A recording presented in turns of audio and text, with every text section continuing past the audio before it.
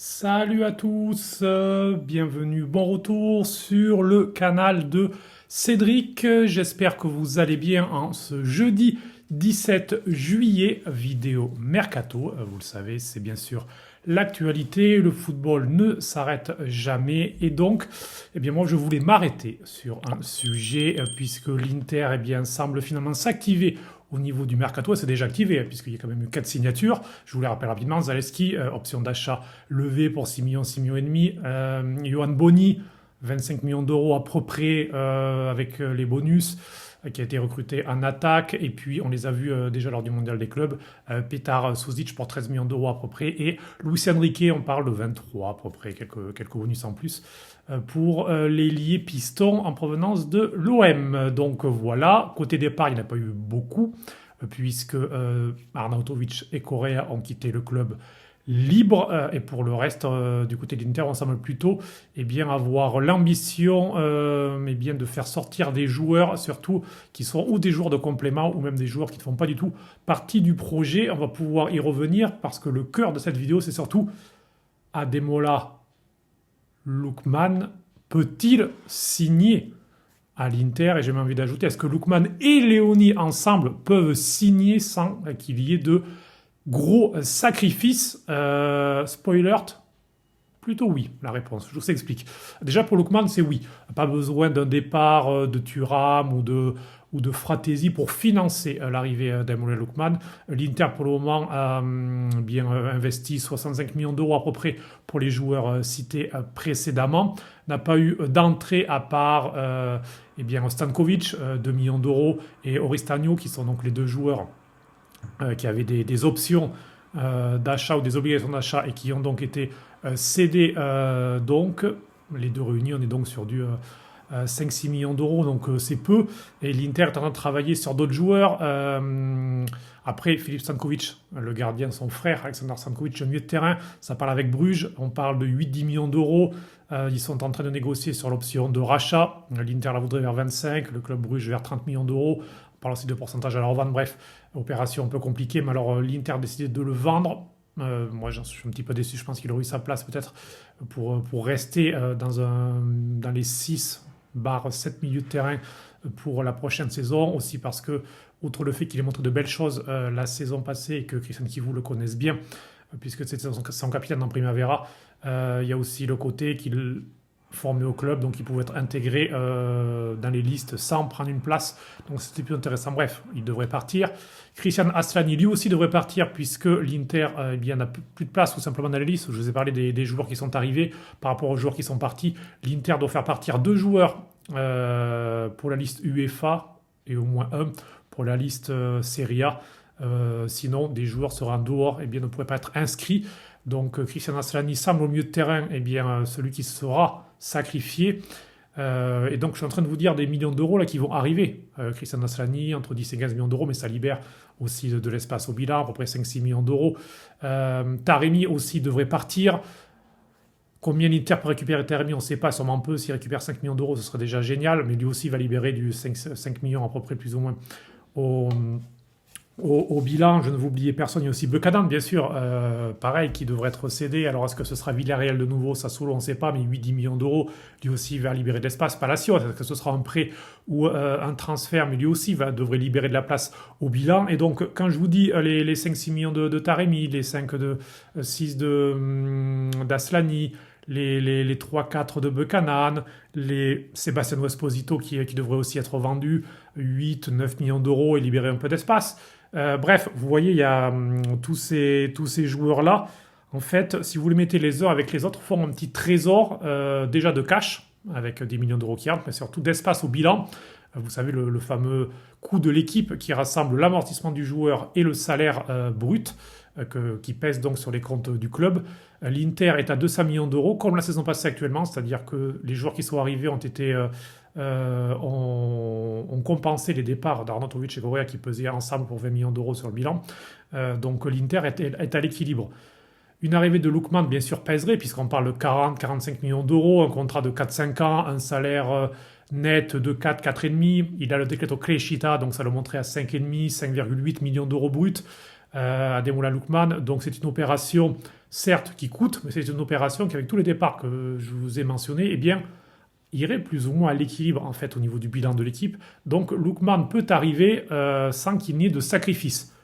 C'est une chose qui est claire, ça ne veut pas dire que personne ne partira, ça ne veut pas dire que Marcus Thuram, par exemple, est sûr à 100% de rester, on ne sait jamais, le football, une offre d'un club de première ligue, une offre importante, le joueur qui demande de partir, bref. C'est possible, bien sûr, mais l'Inter n'a pas la nécessité de vendre un Thuram ou un Fratesi pour recruter Ademola Lookman, ça c'est la première chose. C'est pour ça aussi que l'Inter essaye d'y aller rapidement sur le coup.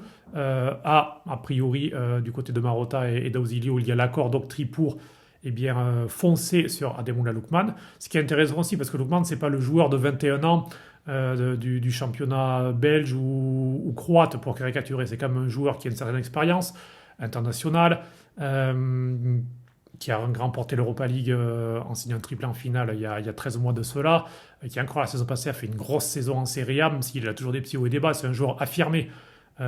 Et tu le prends au plus haut, à 27 ans, bientôt 28 ans, de sa valeur et sûrement de son potentiel. Donc c'est un investissement tout de même qui montre de la part d'Octree, si ça se confirme, qu'il n'y a pas non plus des critères qui sont aussi fermés, obtus en disant il faut recruter que des moins de 22 ans, il faut recruter que des joueurs de moins de 15 millions d'euros ou 20 millions d'euros. Non, il y a tout de même une certaine ouverture à la réalité. C'est l'autre point que je vous parlais des 200 millions d'euros du coût de l'équipe. L'Inter pourrait peut-être même un petit peu le dépasser. Et c'est là que Léoni entre en jeu. Parce que si l'Inter recrute Léoni, on parle de 35-40 millions d'euros, est-ce que Sebastiano Esposito va être dans l'affaire pour abaisser un peu le coût? Bref, on verra. Mais en tout cas, transfert important. 35 millions d'euros, disons, certes sur un contrat de 5 ans. Un salaire abordable, très clairement. Il ne prendra pas plus de 2 millions d'euros net, c'est une certitude. En tout cas, c'est une opération qui pèse au-delà du cash, sur lequel l'Inter peut toujours se refaire d'ici le 30 juin 2026 pour équilibrer le bilan en fonction de comment se passe la saison ou pas, en fonction du cash d'un transfert de Léoni. Au niveau du coût de l'équipe, il pourrait être absorbé au-delà du départ d'Acerbi, probable dans ce cas-là, voire de Darmian, peut-être en tout cas l'un des deux défenseurs sûrement, aussi pour des histoires de liste, sûrement quitterait le club. Mais de toute façon, Léoni pourrait être aussi absorbé si Octree autorise l'Inter de légèrement augmenter le coût de l'équipe, de passer de 200 à 204, 205 millions d'euros. Pourquoi? Parce que, vous le savez, le fameux bond, j'ai fait une vidéo sur cette fameuse dette de l'Inter qui a été refinancée, donc avec une baisse de la somme totale, et surtout une baisse des taux d'intérêt, ce qui permet à l'Inter eh bien, de récupérer 13 millions d'euros de taux d'intérêt tous les ans. C'est-à-dire que par rapport au coût fixe, on va dire en quelque sorte, qu'avait l'Inter sur la saison précédente, il y avait ces taux d'intérêt qu'il fallait verser. Avec ce nouvel accord, ils doivent payer 13 millions de moins. Et donc, il y a deux solutions. Soit tu abaisses ton train de vie de 13 millions d'euros, soit eh bien, tu les mets un petit peu plus justement sur augmentation de la masse salariale ou d'autres augmentations ici ou là, sachant qu'il y a l'U23 aussi par exemple qui arrive. Donc il y a une augmentation aussi de toute façon des coûts de fonctionnement de l'Inter pour cette équipe qui va jouer en série C forcément. Il y aura un budget qui va peser. Mais tu peux mettre quelques millions d'euros eh bien, sur le coût de l'équipe.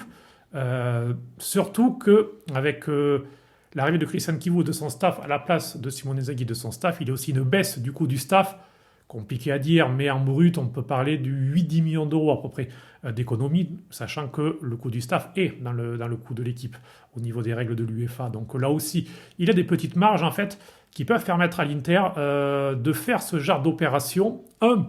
Parce qu'ils sortent d'une saison d'un point de vue économique complètement réussie. Vous pouvez parler des résultats sportifs qui ont été décevants avec cette fin terrible entre le Scudetto perdu, la finale de Ligue des Champions et compagnie.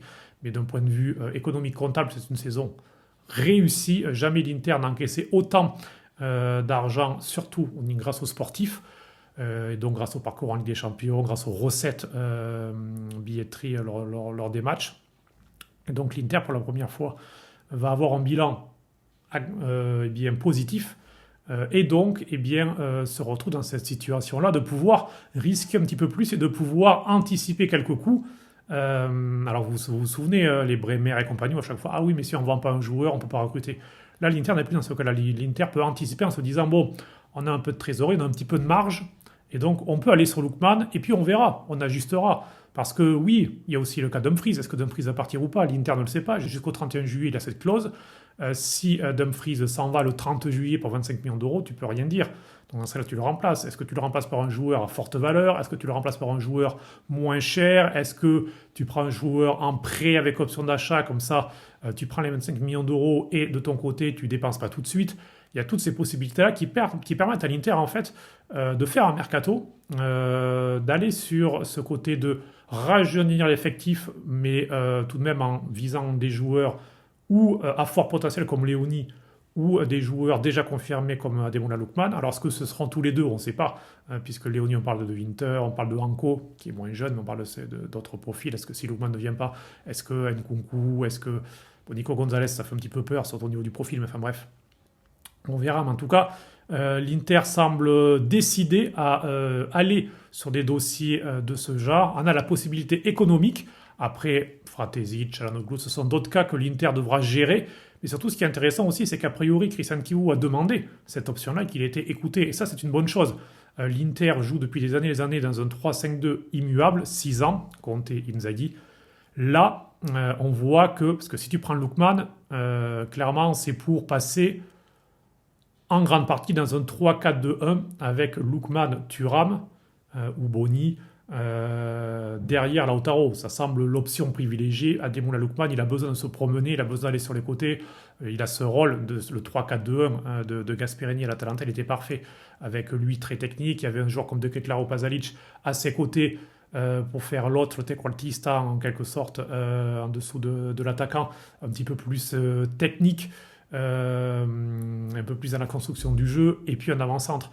Et là, on aura un petit peu la même chose. À voir si Fratesi peut être intégré dans ce rôle-là. C'est vrai que Fratesi, je ne vais pas faire trop long, mais a priori, ça parle beaucoup la Gazzetta, en tout cas, depuis plusieurs semaines, le dit, le répète, que Kivu le veut au centre du projet. J'ai un petit peu plus de mal à l'imaginer dans ce 3-4-2-1, l'imaginer dans les deux derrière l'attaquant pour s'insérer, oui, mais il manque quand même de technique. Dans les deux au milieu de terrain, par contre, défensivement, je pense qu'il n'a pas les niveaux, parce que si tu joues avec Lookman, Thuram, Lautaro, ça veut dire que les deux au milieu de terrain vont avoir un très très solide. Vous savez, l'Atalanta, De Ron et Ederson, il y a du volume de course, il y a de l'intensité. Donc il faudra mettre des joueurs de ce genre. Barella, je pense, peut le faire. Çalhanoğlu, s'il reste et qu'il retrouve une capacité physique, celle d'il y a un an et demi, peut le faire. Petar Sušić peut le faire. Zielinski, un peu plus de doute sur l'intensité. Mkhitaryan pouvait le faire, à voir, mais en tout cas, il pourra très certainement aider Henrikh Mkhitaryan, peut-être pas sur des matchs entiers, mais en tout cas être dans la rotation. Mais voilà, il faudra vraiment, les deux milieux de terrain sont très importants. Mais bon, ça on verra au niveau du mercato. Mais en tout cas, voilà, je voulais faire cette vidéo pour vous dire que l'Inter eh bien, pouvait se permettre ce genre de coups. Est-ce qu'ils vont les faire ou pas? On verra. On va aussi en parler ce jeudi soir dans un live de Canal Inter. Je vous retrouverai à l'animation de ce live avec des invités, avec des amis, pour parler justement de cette actualité mercato en général. On dira un petit mot aussi sur le stade San Siro, puisque ça avance pour bien la vente de la part de la mairie du stade et de la zone autour pour que l'Inter et l'AC Milan achètent 197 millions d'euros, donc hors taxe, et puis ensuite puissent construire un nouveau stade à côté et détruire une grande partie de l'actuel San Siro. Mais tout ça, on en reparlera aussi rapidement dans ce live ce jeudi soir. Et si vous regardez la vidéo vendredi, samedi, dimanche, le live est aussi en rediff, aussi bien sur ce canal YouTube que sur Spotify et YouTube en vidéo donc de Canal Inter. J'espère que cette vidéo vous a plu. N'hésitez pas à vous abonner, n'hésitez pas à commenter Lookman, Léoni, les deux. Qu'est-ce qui vous fait rêver? Ou est-ce qu'on rêve trop? Est-ce qu'on s'enflamme trop après des années de disette? Est-ce que ce serait trop ou pas? Ou est-ce qu'on sera déçu? Voilà, dites-moi ce que vous en pensez. Est-ce que ce sont les bons joueurs? Est-ce que ce sont les bons profils? Est-ce que l'Inter a besoin d'autres choses? Commentaires. Et puis nous, on se retrouve donc ce jeudi soir, je vous le disais. Puis on se retrouve prochainement pour d'autres vidéos. Ciao, ciao.